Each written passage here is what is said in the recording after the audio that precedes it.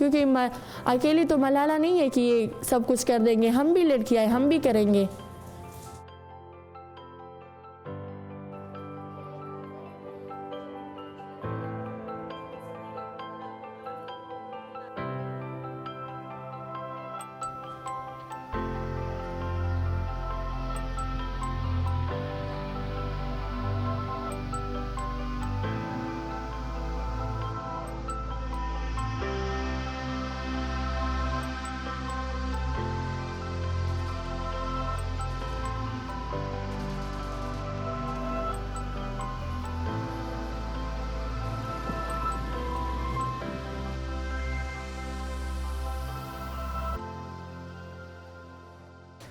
स्वाद की हालात बहुत ख़राब थी और रात की 12 बजे थी जब हमारे घर में बहुत सारे लोग आए और एक मेरा दादा था, मेरा अबू था और मेरा चाचा था।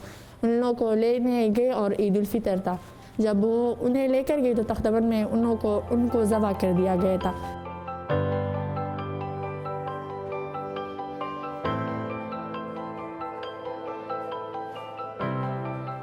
और ये बच्चे यहाँ पर तालीम भी हासिल कर रहे हैं। उनकी बुनियादी ज़रूरियात जो है ना इदारे के अंदर मुकम्मल तौर पर पूरे हो रहे हैं, जिनमें उनको खुराक और पोशाक और तालीम और रिहाइश और स्पोर्ट्स और उनके इलाज मुआलिजा, जबकि उनको रोज़ाना की बुनियाद पर जो है ना पॉकेट मनी भी यहाँ पर मिलती है।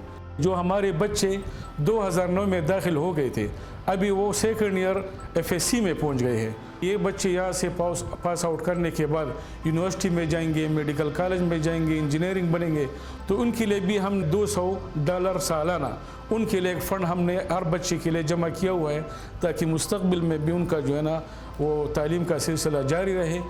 बड़े होकर मैं सऊद के हालात बहुत बेहतर कर देंगे हम सब।